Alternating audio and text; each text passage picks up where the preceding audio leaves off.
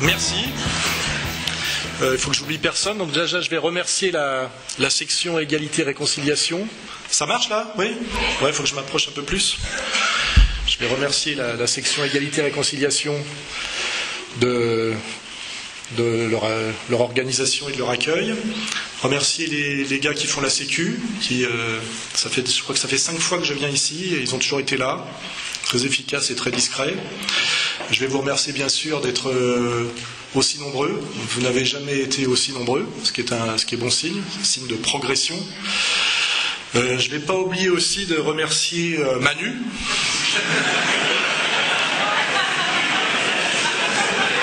Quand même.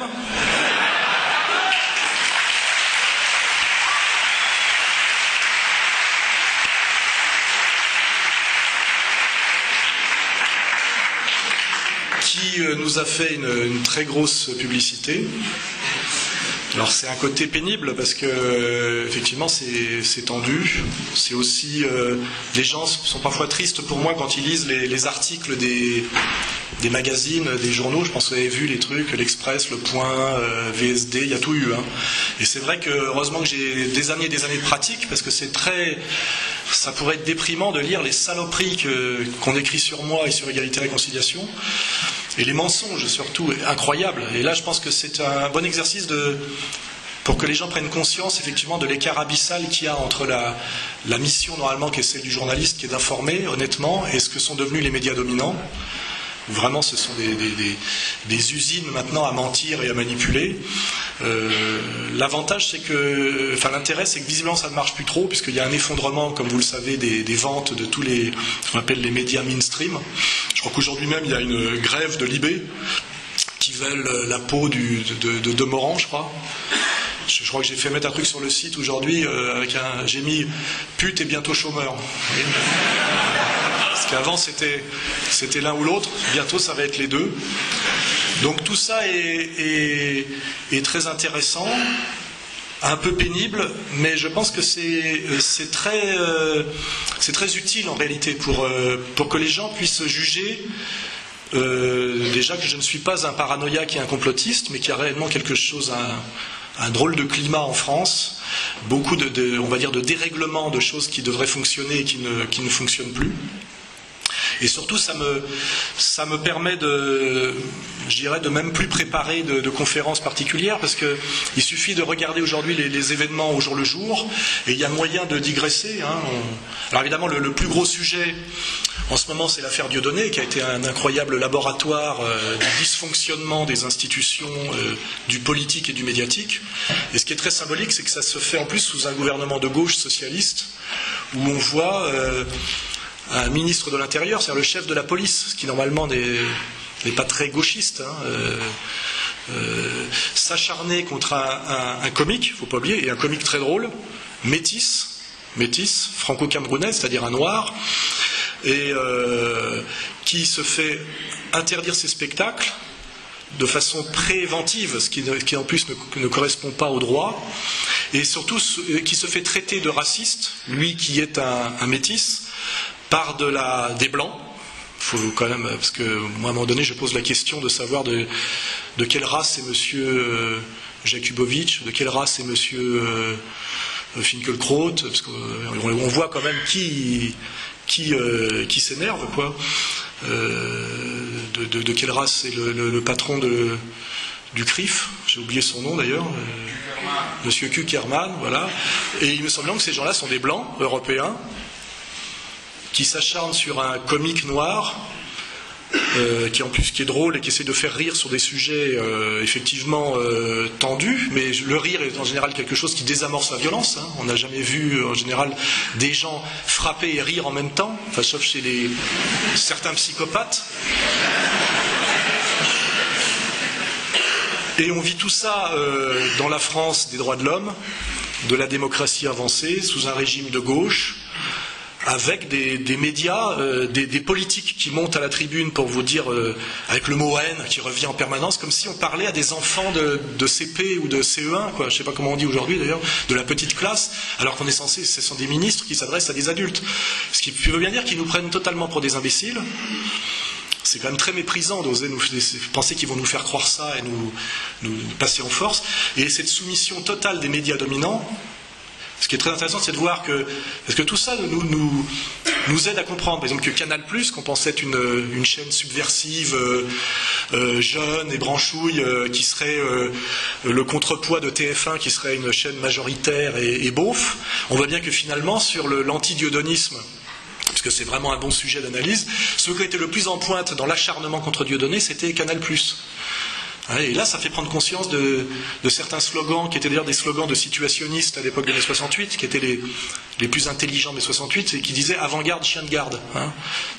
Tout ça, ça permet effectivement de réviser les catégories qu'on nous a inculquées, les catégories finalement sur lesquelles on fonctionne même presque inconsciemment ou de façon subconsciente, sur ce que c'est que la gauche, la droite, l'antiracisme, la liberté. De ce point de vue-là, c'est un moment étrange, je le dis, mais qui est très pédagogique. En réalité, c'est assez facile aujourd'hui. Le travail que je fais en ce moment est assez facile, pratiquement presque tout le monde peut le faire. Je vais presque d'ailleurs pouvoir arrêter de le faire. Comme ça, je serai moins en première ligne. Et on voit qu'en face aussi, il n'y a plus de réponse sur le fond. Moi, je vois aujourd'hui, j'ai entendu vos insultes, j'ai entendu vos diffamations, j'ai entendu vos menaces. Je n'ai pas entendu vos arguments. Et on n'entend jamais aucun argumentaire, à part des choses de type émotionnel, genre haine, ou effectivement des concepts complètement vidés de leur sens. Par exemple, oui, c'est effectivement racisme. On n'arrête pas de répéter Dieudonné accusé de racisme, et on se dit attends, c'est un noir que des blancs accusent de racisme, et des blancs qui se réclament d'un pays qui s'appelle Israël. Est-ce que je vous fais un dessin qui n'est pas le parangon de l'antiracisme contemporain, Donc on est vraiment dans une situation d'inversion de toutes les valeurs, avec un passage en force qui a un côté à la fois grotesque et un côté triste, parce que ça se passe en France, chez nous. Je crois que quelqu'un a déclaré hier, je crois que c'est Philippot qui l'a dit, que la France était le pays qui, à lui seul, au niveau de ses institutions, réclamait plus de 85% des suppressions sur Twitter. C'est-à-dire qu'on est devenu un pays de censure et de menaces systématiques. Si je veux parler de moi, comme je vous le dis, j'entends aucun argument pour contrer ce que je dis, que de la diffamation. Égalité et réconciliation serait une association néo-nazie où des gens viendraient pour tendre le bras et chanter en allemand, pratiquement, c'est ce qu'on lit dans l'Express, Le Point, Libération, Politis. Alors qu'il suffit de faire un contre-champ, de regarder la salle, notamment à oser dire ça, le type de l'Express, je ne sais plus si oui, c'est l'Express, est venu à Marseille, où j'ai quand même fait une allocution dans une salle devant 1000 personnes dans le 15e arrondissement de Marseille, pour ceux qui ont un peu de culture sociologique, ça s'appelle les quartiers nord, et le journaliste prétend que j'ai été accueilli avec des bras tendus. Et non seulement le type écrit ça dans l'Express, mais il me rappelle la semaine d'après en me disant « J'aimerais bien vous revoir pour refaire un entretien ». Les mecs ont perdu tout sens commun, tout sens de la morale élémentaire, enfin c'est inouï. Et parallèlement à ça, je le disais, aucun argument, du mensonge lourd et systématique, de la menace bien évidemment, et je vous le dis en ce moment, 12 procès, 12. C'est-à-dire que chaque fois que maintenant j'ouvre la bouche, on verra d'ailleurs demain s'il n'y a pas une plainte qui est déposée, plainte systématique d'associations qui, quand on regarde, ne représentent qu'elles-mêmes, c'est-à-dire avec des coquilles vides. Quand on voit la LICRA organiser une manif, il y a 12 types, c'est vrai, 12, en général d'ailleurs d'un certain âge. On a vu des photos incroyables de manifs soi-disant antiracistes où il n'y a pas un noir, pas un arabe. D'ailleurs, c'est facile à dire. Vous regardez l'organigramme de la LICRA, on l'a mis en ligne plusieurs fois. C'est quand même quelque chose qui prétend lutter contre le racisme et l'antisémitisme. On verra pourquoi on pourra parler de pourquoi ces deux termes sont systématiquement accolés. Parce que si l'antisémitisme et du racisme, pourquoi faut-il deux mots? Parce que ça veut dire qu'on lutter contre le racisme et le racisme. Donc ça, c'est un vrai sujet aussi. Et on voit là qu'il n'y a que des blancs. Ni un noir, ni un arabe. On ne fait même pas l'effort de mettre des Malek Bouti ou des... Pourtant, il y en a qui se proposent, ça on le sait. Pour tapiner et toucher un petit billet, de ce point de vue-là, on peut être antiraciste. Il n'y a pas de couleur. Et on trouve On trouve du collabo sous tous les régimes, sur tous les continents et de toutes les couleurs. Pour ceux qui auraient une mythologie du frère et de la sœur, vous savez, chez nous ça se passe pas comme ça se passe pareil partout. Dès qu'il y a de la pauvreté, de la lâcheté et de l'argent, des moyens de corruption, on trouve toujours malheureusement des femmes pour faire les putes et des hommes pour écrire à la police. Et c'est pas qu'en France sous Pétain, hein, ça se passe partout et toujours, j'insiste bien là-dessus. De ce point de vue-là, il faut être profondément antiraciste. Hein. Il y a vraiment une universalité de la saloperie, de la lâcheté, etc. De même qu'il y a une universalité du courage. Hein. On le remarque, vous avez Farida Belgoul aujourd'hui qui prend des risques incroyables et qui ose défier l'État et qui vient d'Algérie. Il y a moi, je vais être modeste, mais bon, qui vient de Savoie. Il y a Dieudonné qui est un franco-camerounais. Donc on voit des gens venir se lever toujours de manière imprévue. C'est souvent pas ceux à qui on pensait. Et pour dire à un moment donné non. Voilà. La LICRA me demande, je crois, 200 000 € sur la maison d'édition. Et là récemment, l'UEJF et une association qui s'appelle J'accuse. Et quand vous regardez ces trucs-là, c'est des coquilles vides où il n'y a personne, mais qui touchent des subventions de l'État, c'est-à-dire de votre argent, de millions d'euros par an. Hein. Donc on est vraiment dans une espèce d'une manipulation intégrale. Il faut savoir que des associations comme SOS Racisme, on ne sait plus. Hein. C'est même pas moi qui le dis, c'est Finn Kelkraut maintenant qui dit que SOS Racisme c'était pour faire perdurer le racisme. Ce qu'il dit pas, c'est que c'est lui qui est à l'origine de ce truc-là. Ça, il oublie de le dire. Hein. Il était parrain des SOS Racisme. Ça, ces gens-là ont la mémoire courte quand ça les arrange. Ils sont sur la mémoire, mais c'est une mémoire à deux vitesses.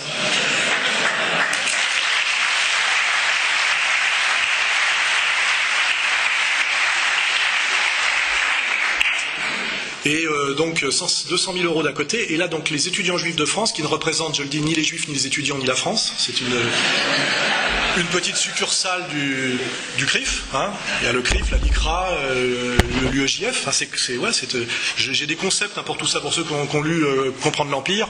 Vous avez tous les concepts, hein, minorité opprimée, minorité agissante, s'attaquant à une majorité silencieuse, etc. Enfin, tout ça, je l'ai conceptualisé il y a des années, et vous verrez que ça fonctionne parfaitement. C'est-à-dire que c'est d'ailleurs pour ça qu'on m'attaque jamais sur mes livres, hein, vous avez remarqué.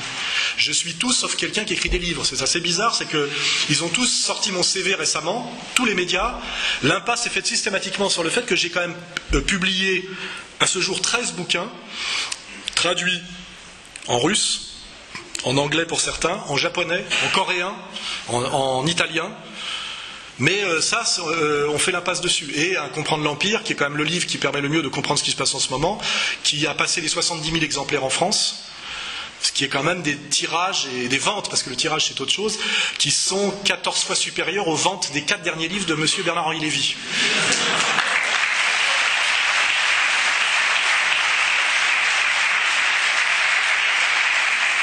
Mais qui, lui, a le pouvoir depuis 30 ans de déclencher des guerres en Bosnie, en Afrique, avec quel résultat? Il faut voir les résultats derrière. Hein, voilà. Donc on est dans ce truc-là où des associations communautaires qui ne représentent qu'elles-mêmes, et qui font sans doute beaucoup de tort d'ailleurs aux gens au nom desquels ils parlent, parce que c'est là où il ne faut pas se faire piéger, hein, ça je le dis, je le répète. Les juifs du quotidien sont aujourd'hui pris en otage par des associations communautaires qui ne pensent pas du tout à leur, je dirais, à leur sécurité, à leur confort en France. C'est d'ailleurs ce que Philippot a dit, je crois, à Valls, il a eu le courage de lui dire. Il faut être très inconscient, très irresponsable quand on est ministre de l'Intérieur, c'est-à-dire ministre d'État, pour faire croire qu'on serait en France dans une espèce de guerre civile ou de pré-guerre civile entre les juifs et les antisémites. Ça n'existe pas tout ça. Il y a en réalité des Français qui souffrent à cause d'une crise économique, qui sont un peu exaspérés d'un politiquement correct qui devient un système de censure systématique et de pensée obligatoire sur certains sujets. On le verra, l'antiracisme institutionnel, la sacralisation d'une certaine souffrance dont on parlera tout à l'heure, et aussi même la théorie du genre, hein, on verra tout ça. Donc on a aujourd'hui un appareil d'État qui fait croire à une pré-guerre civile, alors qu'on est dans une situation justement de... Ça va? Oui? On n'appelle pas le SAMU, c'est bon? Qui fait croire à une situation de pré-guerre civile sur des questions religieuses et raciales, Alors qu'en réalité, on est plutôt dans une période de crise économique qui appelle à la solidarité sociale, qui pose la question de l'État-providence en train de s'effondrer, qui pose la question effectivement plutôt de l'immigration, mais avec une lecture économique de la question des flux migratoires. Donc on voit bien qu'on a un pouvoir qui détruit toutes les analyses sérieuses qui pourraient nous permettre de nous en sortir vers le haut, qui valide des thèses complotistes. Parce que je suis désolé, c'est du complotisme, hein, voire du négationnisme. Hein, parce que quand on dit que la théorie du genre n'existe pas, c'est du négationnisme. Hein, mais ça va du vrai négationnisme. Et quand on dit qu'il y aurait aujourd'hui un complot antisémite en France, parce qu'il y a un comique camerounais, quelqu'un qui fait des vidéos sur un canapé Ikea, c'est du complotisme délirant. Hein. Voilà. Par contre, ce qu'on voit bien, c'est des politiques entièrement soumis à une instance qui s'appelle quand même, je crois, le CRIF, qui donne des ordres, et des médias qui obéissent. Et ça, on le voit. On voit cette espèce de pyramide qui s'est mise en place, où un monsieur Kuckerman, qui est, je crois, un retraité de la banque Rothschild d'origine polonaise, j'ai rien contre lui, mais démocratiquement et au niveau de sa représentativité, il ne représente rien en France. Il a été élu par personne, et même selon ses propres concepts à lui, il représente 1/6 d'une communauté qui représente 1% de la population française, et qui, je crois, n'a pas de problème d'intégration ou de problème de niveau de vie. À la limite, tout va bien pour eux, et qui exige en permanence que l'appareil d'État se mette au service de sa vision du monde et de ses lubies, qui vont à un moment donné jusqu'à décréter qu'un geste de potache voudrait dire la volonté de sodomisation de victimes, etc. Enfin, c'est-à-dire un truc qui sent plus le délire de pervers sexuel que d'analystes politiques sérieux. Et ça, on nous le vend comme version officielle pendant des jours et des jours. D'ailleurs, bon, ça c'est Jakubowicz qui nous l'avait vendu, mais je pense qu'il travaille en tandem, et même Kuckerman est revenu en arrière là-dessus, parce que, à cause de ces déclarations intempestives et délirantes, des jeunes gens qui étaient garçons de café ou étudiants, se sont fait agresser, certains enfermés dans des coffres de voitures, ce qui normalement est passible des assises. Hein. Et tout ça téléguidé par des gens, JSS News, M. El Fassi, qui se permettent de faire des listes de citoyens français à ratonner, qui le font. Ces ratonnades ont lieu, et ces personnes qui sont des binationaux, mais qui sont des Français sur le territoire français, ne sont pas interpellées. Imaginez que moi je me permette de faire le 10e de ça, je serais déjà aujourd'hui en prison. Vous voyez ? Il faut se poser la question du dysfonctionnement total de la loi française, de l'appareil d'État, du deux poids, deux mesures, selon qu'on soit un citoyen français ou quelqu'un qui se réclame ouvertement d'Israël. Parce qu'aujourd'hui, ceux qui attaquent Dieudonné ou moi, ce n'est pas des Français d'origine juive qui réclament qu'on respecte leurs droits citoyens, qui est, je vous le rappelle, la citoyenneté pleine et entière, ce qui est le cas, et la liberté de culte. Jamais ça n'a été discuté par personne, et surtout pas par moi. Ce sont des gens qui, directement, se réclament du suprémacisme sioniste pour châtier des insoumis qui auraient été, comment dirais-je, des insoumis à Israël, et des gens qui auraient été blasphématoires sur quelque chose qui tend à devenir une nouvelle religion qui s'appelle la Shoah. Et ça, c'est des vrais sujets. Et ça va m'amener à une autre articulation. Donc, je n'avais pas fini ma digression. Les étudiants juifs de France me demandent, je ne vais pas dire 150 000 euros. 150 000 euros, hein. Je gagne 3 500 euros par mois, une fois mes impôts payés, et encore, je ne suis pas sûr, c'est peut-être moins que ça. 150 000 euros pour avoir fait ça, il y a 2 ans, devant l'équivalent des colonnes de Buren à Berlin, pour faire plaisir à une copine sur un smartphone. Vous voyez, j'ai fait des quenelles partout d'ailleurs, je passe mon temps à faire des quenelles depuis des années, ça fait... C'est vrai, ça fait depuis 2005 qu'on fait des quenelles. La quenelle était sur l'affiche de la liste antisioniste. À l'époque, ils n'avaient pas eu l'idée de nous dire que c'était un signe nazi inversé. Ils ont sorti ça récemment, parce que pour essayer de bloquer l'hémorragie de quenelle. Et ce qui est dingue, c'est que quand ces cerveaux malades, parce que moi c'est ça, j'appelle ça des cerveaux malades, ont décidé, on va dire que la quenelle, qui est c'est pour ça que maintenant je fais le bras d'honneur, est un bras d'honneur doux, hein, un bras d'honneur souple et délicat. Oui, c'est plus doux ça que ça, parce que là c'est vers le bas, c'est mou, donc ça fait moins mal. Alors, ils disent, on va dire que c'est un signe salut nazi inversé pour sodomiser les victimes de la Shoah, et tous les médias et tous les politiques le répètent en chœur. On écrirait ça dans un roman de politique fiction, on dirait que c'est dérisoire, enfin c'est ridicule. Ou alors on serait dans une dictature africaine du temps de Amin Dada ou de Bokassa. Non, c'est en France en 2014 et ça nous est vendu par TF1, France 2, etc. Et là, c'est... Oui, parce que eux le disent, bon, c'est déjà délirant, mais c'est repris en cœur par tous les politiques et par tous les médias mainstream. C'est quand même... Et ça va jusqu'à faire que Dieudonné est interdit de séjour en Angleterre. Non, mais ça va très mal et très loin. Alors, il y a un côté grotesque et un côté inquiétant. Hein. Et moi, donc là, je me retrouve avec l'association des étudiants juifs de France, que je poursuis d'ailleurs moi, parce qu'ils avaient dit que j'armais les terroristes islamiques. C'est vrai, non, ils l'ont dit. Hein. Ces gens-là pensent qu'ils peuvent se permettre de dire n'importe quoi, du moment qu'ils sont couverts par leur origine communautaire et par leur allégeance à un État étranger. Voilà. C'est le climat. Et effectivement, ils le pensent pratiquement à juste titre, car ils ont droit à peu près de tout se permettre. Moi, je suis convoqué là chez un juge d'instruction, parce que M. Aziza, je te veux si tu veux de moi, donc c'est... Je veux dire...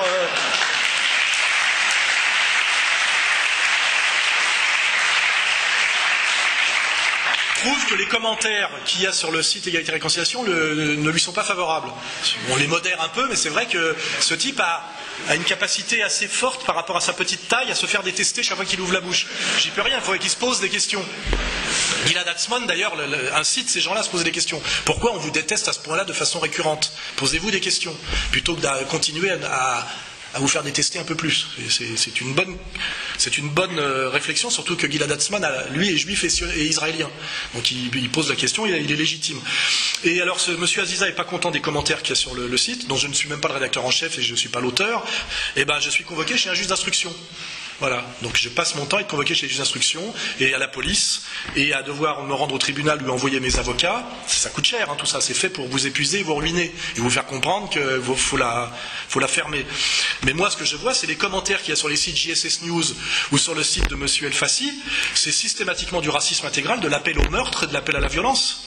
Et normalement, je crois qu'il y a un organisme en France gouvernemental qui a été mis en place pour qu'on puisse, espèce de truc un peu louche, parce que ça s'apparente à de la délation, signaler tout ce qui tombe sous le coup de la loi sur la toile, sur Internet.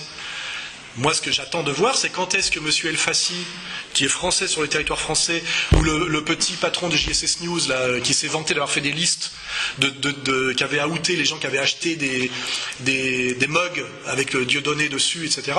Quand est-ce que ces gens-là vont être convoqués par la police pour rendre compte de leurs exactions qui tombent toutes gravement sous le coup de la loi? Ou alors il faut nous expliquer qu'effectivement maintenant il y a une citoyenneté à deux vitesses en France, hein, et qu'on est un peu devenu, parce qu'on nous a beaucoup parlé des territoires perdus de la République, c'est vrai que c'était un gros problème, la délinquance et tout ça, c'est un problème, mais là on peut peut-être se poser la question des territoires occupés de la République. C'est un concept qui me paraît de plus en plus valide. C'est-à-dire qu'il y a des gens, effectivement, qui pensent qu'ils peuvent se comporter en France comme ils se comportent avec les Palestiniens en Cisjordanie. Et là, la réponse, elle est claire, ça s'appelle égalité et réconciliation. C'est oui à la fraternité citoyenne intégrale, c'est notre ligne, hein, c'est difficile de nous faire passer pour autre chose, mais on n'est pas des Palestiniens. Voilà, c'est clair et net. Et malheureusement, aujourd'hui, ce qui devrait être une évidence pour tout le monde, on est obligé de le rappeler à certains, qui à force, comme dirait l'autre, de gagner, rejoue, regagne, rejoue, c'est-à-dire exige, et sur une espèce de culpabilité générale, sont face à des gens qui ne font que reculer et se soumettre parce qu'ils ont intégré une culpabilité collective et éternelle. Et bien ces gens-là, à la fin, outrepassent tous leurs droits. Et c'est là où on en est aujourd'hui. Et ça, on ne peut pas, je veux dire, à un moment donné, il faut avoir un peu de courage, et je dirais collectivement, rappeler, non pas, je ne sais pas, citer des discours d'Hitler, parce que c'est de ça qu'il parle, c'est rappeler simplement ce que c'est que le droit français, les institutions françaises, la tradition française, ce que c'est que la citoyenneté, ses limites, etc.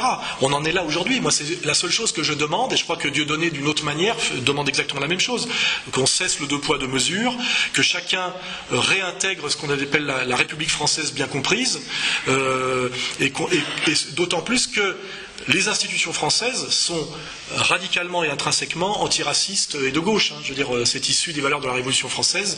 On n'est pas, il n'y a pas d'ambiguïté là-dessus. Or, rien que de dire ça aujourd'hui, c'est subir les foudres, non pas de ces gens-là qui sont une toute petite minorité qui ont leurs convictions, hein, je dis, suprémacisme racialo-théologique, on voit parfaitement s'appliquer aujourd'hui en Israël par le pouvoir en place, qui s'appelle le Likoud, hein, qui est l'extrême droite de l'extrême droite. Hein. Comme je le rappelle souvent, ces gens-là se permettent d'insulter Marine Le Pen parce qu'elle est la fille de son père, alors qu'elle est sur une ligne, je dirais, de centre-gauche. Hein. Mais eux se réclament ouvertement en même temps d'un régime qui ferait passer Le Pen en Israël pour un type d'extrême gauche, hein, en gros. Et c'est ça qui est inouï. C'est que c'est des gens qui se réclament de ce pays étranger qui nous accusent de choses qui sont absolument incritiquables. Et le meilleur exemple, c'est sans doute Arnaud Klarsfeld. Arnaud Klarsfeld, qui est membre du Conseil d'État, on découvre qu'il touche 7 000 € par mois pour ne jamais y être. Hein. Donc là, on a vraiment une captation de privilèges d'État pour une communauté qui, effectivement, se croit revenue sous l'Ancien Régime. Donc le type, il touche 7 000 € par mois. Il est binational franco-israélien. Il fait son service militaire et il est fier de le faire et il l'annonce chez les gardes frontières israéliens. C'est des gens qui humilient en permanence les femmes et les enfants au checkpoint. Hein. C'est même pas glorieux, hein, comme rôle. Hein.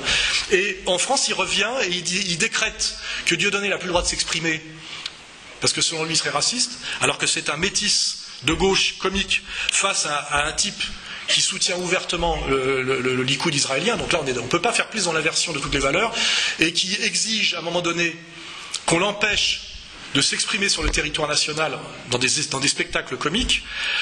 Dieudonné arrive à gagner. D'ailleurs, je félicite le juge nantais qui a eu le courage, effectivement, de se prononcer selon le droit. Et là, on voit qu'en 2 heures, même moins, ce jugement est invalidé par le Conseil d'État. Et le Conseil d'État, c'est un type qui, à mon avis, est un peu juge et parti. Monsieur Stirn, voilà, qui en plus, je le dis, a dû avoir une telle pression que je ne vois pas comment il pouvait faire autrement. Enfin, il s'est soumis contre tous les principes et contre la loi. Et je pense d'ailleurs que tout ça va laisser des traces parce que la France est très, enfin, je veux dire, les élites françaises sont très attachées à la séparation des pouvoirs. Le monde de la justice est très attaché à ses prérogatives et je pense qu'ils ont dû très mal le prendre. C'est peut-être pas pour rien qu'hier Dieudonné a gagné à la 17e chambre face à l'UEJF. Hein.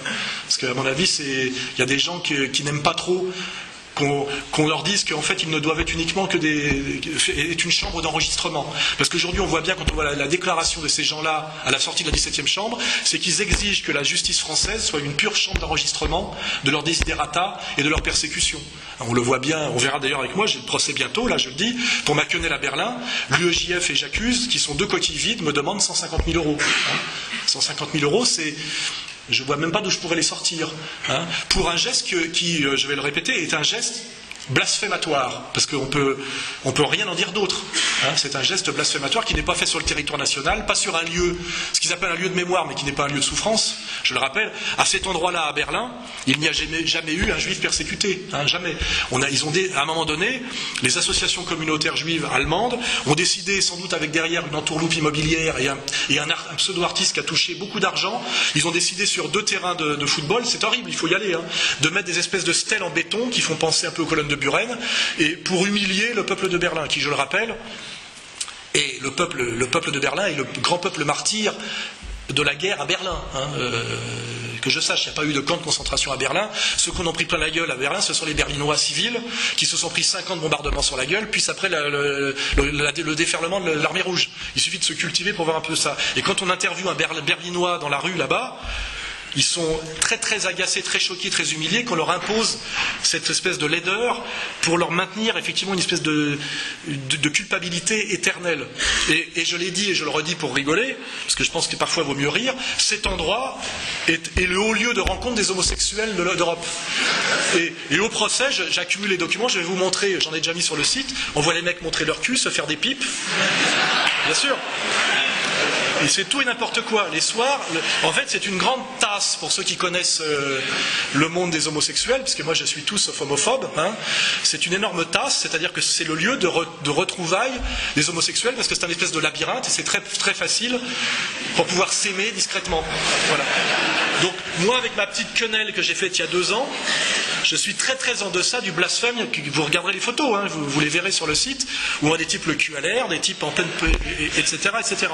Donc, tout ça est assez grotesque et délirant, mais permet effectivement de réfléchir à quelque chose qui est, à mon avis, fondamental en ce moment, c'est qu'on assiste, ça me permet d'articuler tout ça avec la théorie du genre, on assiste à un double mouvement actuellement en Europe occidentale, qui essaye d'ailleurs de venir aussi dans le monde du Maghreb et dans le monde musulman, hein, par le projet Saladin, Saladin ou Aladdin, le projet Aladdin, etc. Saladin c'est mieux, qui est une désacralisation de tout. Alors on va parler des fémènes, qui viennent, elles, dans les églises catholiques, hein, c'est pas des quenelles hein, qu'elles font, dans les églises catholiques, devant les mosquées, jamais dans des synagogues. D'ailleurs, ça serait dégueulasse aussi, hein, je vous le dis tout de suite. Hein. Jamais je ne cautionnerai quelqu'un qui va profaner un lieu de culte. Ça me viendrait personnellement pas à l'idée. Je pense d'ailleurs, j'ai jamais vu moi que personne rentre dans une synagogue la tête nue pour dire des bêtises. On doit respecter tous les lieux de culte par définition. Et franchement, moi-même, ça ne me viendrait pas à l'idée. Et je le condamnerais systématiquement. Hein. Mais les fémènes, elles, sont allées systématiquement profaner des lieux chrétiens très violemment et parfois des lieux musulmans, un peu moins, mais quand même. Et ça, non seulement on dit que c'est qu'on a le droit de le faire au nom de la liberté d'expression, de la laïcité, de la lutte contre l'obscurantisme religieux. Et je vous rappelle que l'avocat des fémènes est l'ancien président de l'Union des étudiants juifs de France. Donc là, ça va quand même loin.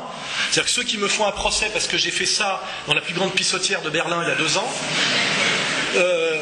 sont les avocats des fémènes qui, elles, arrivent seins nus devant l'autel des églises catholiques pendant la messe en faisant des choses abjectes que je ne répéterai même pas. Mais et le gouvernement, aucune plainte n'a jamais été suivie des faits, elles ont été classées sans suite. Et aujourd'hui, Valls, qui est un peu mal à l'aise, dit effectivement il faut lutter contre tous les profanations, les blasphèmes. Et là, il ment comme un arracheur de dents. Aucune allusion sur les dentistes. Hein. C'est une vieille expression. Même si Yvan Levaille a souvent fait des liens entre les dentistes et certaines manipulations communautaires en région PACA, ça vous verrez les vidéos sur Internet. Il ment ouvertement parce qu'en réalité, on a totalement le droit de blasphémer et d'humilier, de cracher sur la religion et les lieux de religion quand c'est catholique et musulman. Donc pour les catholiques, les fémènes, pour les musulmans, la série de couvertures des Charlie Hebdo en disant l'islam c'est de la merde, le Coran n'arrête pas les balles, je sais pas quoi, c'est-à-dire des trucs incroyablement injurieux et méprisants pour pousser les gens à la colère, à la révolte et au conflit de civilisation. Et ça c'est couvert entièrement par les tribunaux, les médias et les politiques. Mais dès qu'il y a une quenelle qui est faite quelque part, d'un seul coup c'est blasphème contre cette nouvelle religion dont Valls a encore demandé il y a 2 jours la sacralisation, qui est cette religion de la Shoah, qui n'est pas le judaïsme d'ailleurs, hein, c'est la Shoah. Hein. Et là, il faut se poser la question, donc on a un énorme mouvement de désacralisation de tout, non seulement des religions, mais aussi du monde de l'enfant et de la maternité, avec la théorie du genre, la PMA, etc. C'est-à-dire que, et là on a comme par hasard un autre membre éminent de la communauté, des élus qui se sont élus eux-mêmes. Nous on n'a pas voté, comme rappelait le Dieudonné, et je citerai M. Pierre Berger, qui me fait aussi 2 procès, hein, la semaine prochaine, là. Lui il est 2 procès, et qui dit, il est normal qu'une femme vende son ventre comme un ouvrier vend ses bras. Hein, c'est-à-dire, et après on se demande pourquoi ce vieil homosexuel revendiqué, c'est pas une injure, est tellement attaché à plus de 70 ans à ce que les riches qui ne peuvent pas faire d'enfants eux-mêmes puissent en acheter. La question c'est que je dis, qu'est-ce qu'ils veulent faire des gosses ? On peut se poser la question légitimement quand on connaît certains bruits qui courent sur certaines villas au Maghreb, sur certaines pratiques de gens très attachés au Maghreb, sans doute pas pour les paysages. Tout ça, ce n'est pas de la paranoïa et du délire. Hein. Il suffit de lire les mémoires de Michel Pollack, la tradition de pédophilie qu'il y a au Maghreb de la part d'une certaine bourgeoisie d'élite française, anglaise, etc. C'est pratiquement de notoriété publique. Et j'invite d'ailleurs les Maghrébins du Maghreb à témoigner de tout ce qui se passe là-bas. C'est horrible et catastrophique. Et je vous rappelle qu'un certain maître Thierry Lévy a revendiqué ouvertement chez Tadei, qui trouve ignoble certaines phrases de Dieudonné sorties de leur contexte, mais ça ne gêne pas du tout d'inviter de façon récurrente M. Thierry Lévy, qui a dit ouvertement à son émission, qu'est-ce que vous vous emmerdez avec la pédophilie, maintenant en gros on ne peut plus enculer des gosses. Il a dit, je le dis d'une autre manière, mais c'est exactement ce qu'il a dit, sans aucun complexe. Hein, tout ça est sur Internet, avec l'histoire des boucles blondes, etc. Il a dit en gros, nous vivons une époque réactionnaire, parce que nous ne pouvons plus aujourd'hui sodomiser des enfants, et en gros, tout ça est de droite. C'est de droite d'être anti-pédophile, vous voyez. Bon, tous ces dysfonctionnements, si on les met bout à bout, donnent tout à fait le droit et même le devoir de se révolter, comme le fait d'ailleurs très courageusement en ce moment Éric Zemmour, que je salue, comme quoi c'est pas une question de race, de religion ou de quoi que ce soit.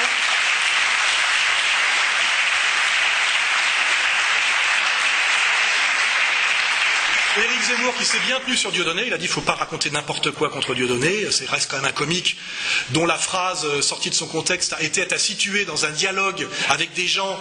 Il répondait de manière comique à une attaque qui, elle, était faite par des gens qui n'étaient pas du tout comiques, c'est-à-dire la liste de Cohen, de gens qui sont omniprésents et omnipotents dans les médias et surreprésentés dans ces catégories-là, alors que je rappelle, ils sont 1% de la population française, hein, donc on a le droit de se poser des questions. Si il n'y avait plus que des Antillais à la télévision, on pourrait dire qu'il y a un lobby antillais surpuissant dans les médias, on pourrait le dire, ou Camerounais, j'en sais rien. Donc ces gens-là, non seulement dominent outrageusement des secteurs clés de l'idéologie, du pouvoir, etc. Je le dis, jamais chez les pompiers volontaires ou chez les soldats du feu, hein, jamais. Hein, jamais. Ça c'est sûr. Voilà. Et quand on leur répond on répond de manière comique à leurs agressions, qui elles ne sont pas du tout drôles, on se retrouve traité de nazis, etc., etc. Donc ça, c'est bien à réarticuler.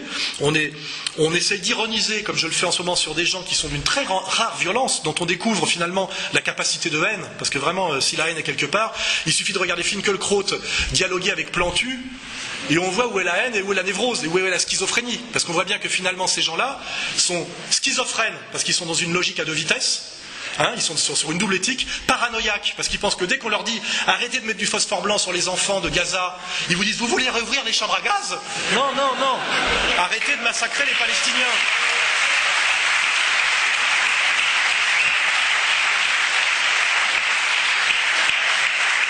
Donc, schizophrène, paranoïaque, et d'une très grande violence. On a vu qu'ils appelaient à la mise à mort de Dieudonné plusieurs fois, même sur des antennes, là, il y a une espèce de vieux barbon, là, Tesson, là. Lui, il voulait carrément qu'on le fusille, vous voyez. Donc, je dis à un moment donné, il faut donc aujourd'hui se lever calmement par l'ironie et la pédagogie, au nom des fondamentaux de la République française, de nos lois et de nos institutions, pour arrêter ce mouvement qui est double, je le dis, qui est une désacralisation de tout ce qui est sacré, la mère, l'enfant,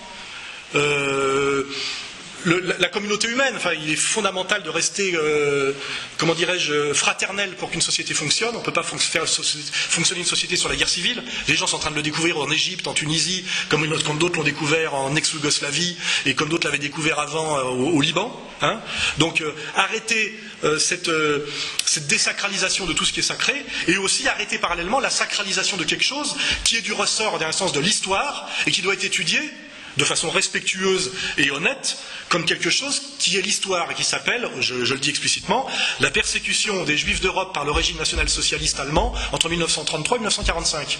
Or, cette question est sortie progressivement de l'histoire pour aller vers une espèce de pseudo-catégorie qui s'appelle la mémoire, qui est en fait la mythologisation d'une période historique par une communauté dans un but d'instrumentalisation qui instrumentalise en fait sur deux voies, c'est rendre incritiquable Israël et rendre incritiquable une domination communautaire de gens qui ne se réclament plus de la citoyenneté française et de l'individualisme, mais d'une communauté, alors que la République française, les institutions françaises ne reconnaissent pas l'existence des communautés, puisque en fait on a aboli les corps intermédiaires à la Révolution française et que rien ne doit exister entre l'individu citoyen et l'État.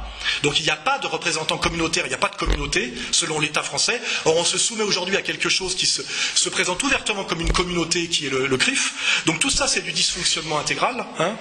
Donc cette espèce de sacralisation effectivement de la Shoah qui sert en fait de bouclier et qui interdit toute critique d'Israël, on le voit, et d'une certaine domination communautaire qui se fait en plus au nom d'Israël, puisque ces gens aujourd'hui sont pratiquement tous des doubles nationaux qui en fait font entièrement allégeance aux valeurs israéliennes et qui aimeraient importer en France les valeurs qui en fait sont les valeurs de l'État israélien actuel, c'est-à-dire du Likoud, hein, autobus selon la race, etc.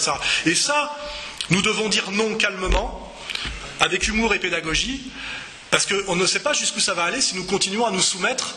Pourquoi ? Par peur, en réalité, peur de la marginalisation, peur de la violence, avec la LDJ qui casse des gueules depuis des années, peur de procès iniques, avec souvent une justice qui a tendance à dysfonctionner. On voit que l'affaire Bouarara n'est pas l'affaire Fofana. Hein. Il faut rappeler l'origine de la phrase de Dieudonné. On ne nous montre jamais les origines des phrases. Hein. Et je pense que je peux finir à peu près là-dessus, sur cette présentation générale. Il faut absolument se battre aujourd'hui, parce que si on continue à reculer, à se soumettre par peur, par culpabilité, je dirais automatique, nous n'avons rien, aucune personne présente dans cette salle n'a rien à se reprocher sur l'histoire de la Seconde Guerre mondiale. On n'était pas nés. Je rappelle que la France a été occupée par l'Allemagne, elle lui a fait la guerre, a payé un tribut de 550 000 morts et 5 ans d'occupation. Hein, Hitler n'était pas français. Hein. Dieudonné n'est pas allemand, hein, il est franco-camerounais et il est comique, il n'est pas chancelier du Reich. Et moi-même, non mais c'est important de rappeler, comme l'a dit Philippot, où est l'Allemagne nazie, où est l'Italie fasciste, où est l'URSS. Pour les autres, je veux dire, c'est les années 30. Les années 30, parce qu'il y a un comique qui joue dans un théâtre de 250 places et un essayiste français qui fait des vidéos tous les mois, de moins en moins d'ailleurs, sur un canapé Ikea. Je veux dire, à un moment donné, et le ministre de l'Intérieur qui vous dit ça, pas un maboule, que Klarsfeld, on voit que quand on regarde son regard et tout, on se dit bon, il n'est peut-être pas toujours dans l'état de s'exprimer de façon lucide, mais un ministre d'État en exercice, un ministre de la police d'une des plus vieilles démocraties du monde et qui donne des leçons de droits de l'homme à la terre entière, ça devient grave. Et là, il faut dire maintenant, stop, non. Et le dire avec Zemmour, évidemment, le dire avec Dieudonné, le dire avec Soral, aussi le dire d'ailleurs avec Karim Achoui, voilà, le dire tous ensemble, bien évidemment, parce que ça devient très grave, hein, ce qui se passe en ce moment. Et bon, bah, je pense que vous l'avez tous compris, sinon vous ne seriez pas là. Et je pense que même le monsieur des renseignements généraux ici présent, dans son fort intérieur, se rend compte que notre... je parle aussi le monsieur du CRIF, qui est là aussi, la dame du CRIF, que c'est un discours de paix, de réconciliation nationale, et absolument pas un discours d'incitation à la haine, de quoi que ce soit, etc. etc. Et je pense qu'il est temps de comprendre que il faut tous marcher ensemble et marcher avec nous. Que les autres, là, nous emmènent vers des zones très dangereuses et qui ne sont pas forcément à terme dangereuses pour les gens comme moi, contrairement à ce qu'on croit. Parce que pour ceux qui ne l'auraient pas compris, je pense que justement le monsieur des renseignements généraux pourra témoigner ce soir dans sa petite note, je suis très populaire en France, Dieudonné est très populaire en France, et les Français sont terriblement agacés de ce qu'ils voient en ce moment et commencent vraiment à comprendre. Et il est temps effectivement de choisir, de faire les bons choix politiques et stratégiques pour tous. Je pense que les jeunes des cités, grâce en partie au travail que j'ai fait, commencent à le comprendre. On les voit chanter la Marseillaise dans les manifs et ne plus insulter les Français de souche en les traitant de tous les noms comme leur avait demandé de le faire depuis des années SOS Racisme. Ils sont sortis de ce piège-là. Tant mieux, parce que j'y ai travaillé, je savais que c'était tout à fait possible et qu'il suffisait de faire la bonne communication et de dire les vérités. Et ça veut dire que ces populations qu'on a voulu marginaliser, qu'on a stigmatisées, Finkielkraut est un spécialiste de la question, finalement, quand on fait le travail honnêtement de pédagogue et de citoyen et de patriote, ça peut très bien se passer, et c'est en train de bien se passer. Donc, de ce point de vue-là, le boulot est fait. Et après, du côté d'une autre communauté, effectivement, des types comme Zemmour sont tout à fait là pour faire le travail. Ils en ont la légitimité.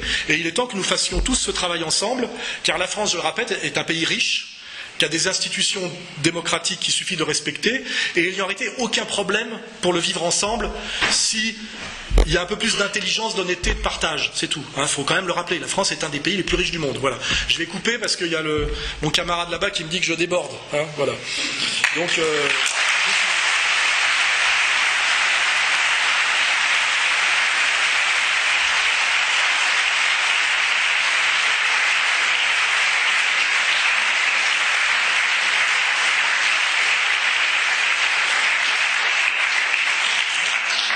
Donc là, c'est les questions, c'est ça? Alors, on a combien de temps pour les questions? 1 heure. On a 1 heure. Parce qu'après, c'est les signatures. Et après, il faut rendre la boutique. Je remercie d'ailleurs au passage Alain Juppé.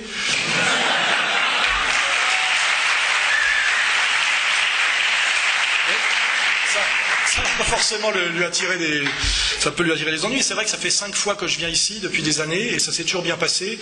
Et contrairement à Nice où Estrosi m'a pourchassé comme un repris de justice pour m'empêcher de m'exprimer jusqu'au fin fond de la forêt, ici j'ai pu toujours m'exprimer avec la police qui a fait son travail de manière à ce que tout se passe bien. Et l'air de rien, je le reconnais. Voilà, j'ai toujours pu m'exprimer dans de très bonnes conditions à Bordeaux et tant mieux. Hein, tant mieux.